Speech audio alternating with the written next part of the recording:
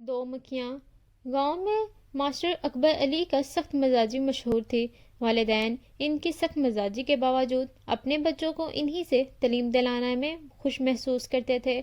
وہ ایک قابل اور فرزشناس استاد تھے۔ اپنے کام میں کبھی غفلت نہیں برتتے تھے۔ ان سے تعلیم حاصل کرنے والے بچے ابھی تک اعلیٰ مقام عہدوں پر کام کر رہے تھے۔ اپنے ان شاگردوں پر ماسٹر اکبر علی کو بڑا فخر تھا۔ ماسٹر اکبر علی کے سر پر ہر وقت جناح کیپ ہوتی تھی۔ جناح کیپ پہننے کی وجہ سے ان کے سر پر بال برائے نام تھے۔ گنجے سر چھپانے کے لیے جناح کیپ کا استعمال کرنے پر مجبور تھے۔ ان کی رعب و دبدبہ اتنے بچوں پر خوف زدہ رہتے تھے۔ مجال ہے کلاس میں کوئی شور کرے یا ان کے سامنے کسی کی آواز نکل جائے۔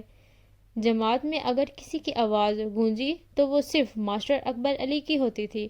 آج ماسٹر اکبر علی ناشتے کیے بغیر ہی اسکول آ گئے تھے۔ بیوی نے کسی بچے کے ہاتھ ناشتہ بیچ دیا تھا۔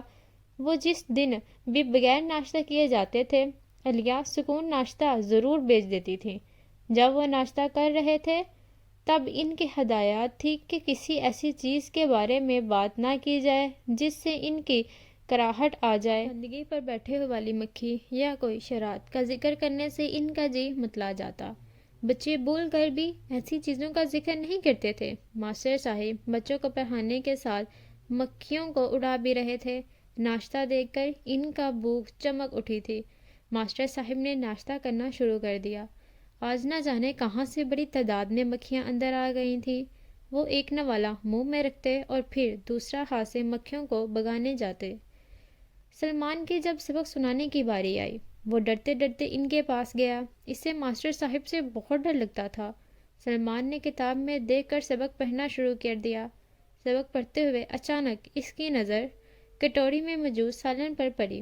دو مکھیاں شوربے میں ڈبکیاں لگا چکی تھیں اور شوربے سے باہر نکلنے کی بھرپور کوشش میں تھیں مگر کامیاب نہیں ہو رہی تھیں۔ سلمان ماسٹر صاحب کو ان مکھیوں کے بارے میں بتانا چاہتا تھا لیکن بتانے کی جرات نہیں کر پا رہا تھا۔ جب اس سے نہ رہا گیا وہ بولا پڑا، ماسٹر صاحب مکھیاں، مجھے پتا ہے آج مکھیاں بہت آئی ہیں۔ انہوں نے کتاب کی طرف دیکھتے ہوئے کہا۔ جج جی، سلمان کے منہ سے نکلا۔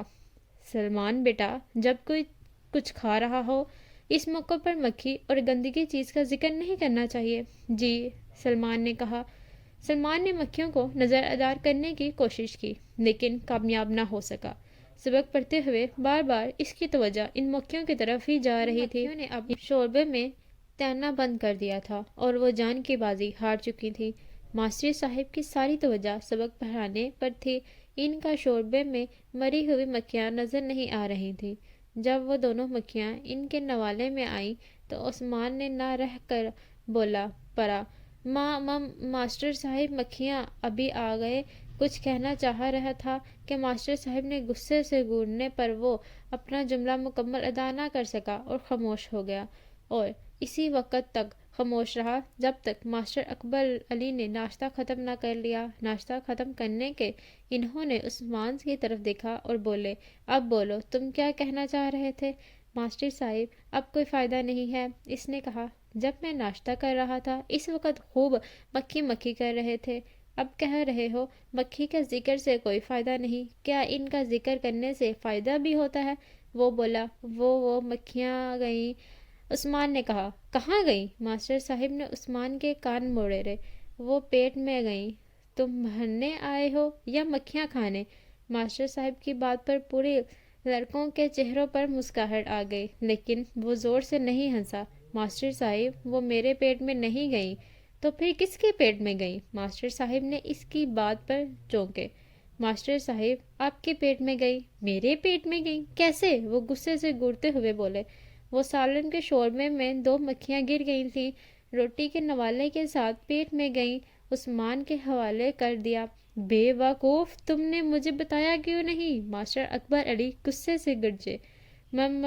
بتایا تو رہا تھا، میرا بتانے پر بار بار ڈانٹ رہے تھے۔ ماسٹر صاحب نے سوچا، واقعی وہ ٹھیک کہہ رہا تھا، اس نے بتانے کی کوشش کی تھی۔ یہ بات یاد آتے ہی ان کی تلی ہوئی لگی اور وہ زوروں سے ہوئے، جماعت سے باہر چلے گئے۔ ان کی پھر جماعت میں واپس نہیں آئے۔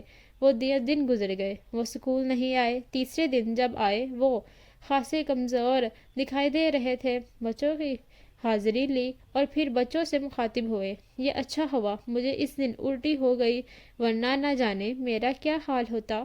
یہ کہتے ہوئے ماسٹر اکبر علی نے ایک نظر بچوں پر ڈالی اور پھر دوبارہ مخاطب ہوئے۔ میری بات کو توجہ سے سنو، اس پر سختی سے عمل کرنا۔ تم ایسے بیوقوف ہرگز نہیں ہو جیسے آسمان کی ہے۔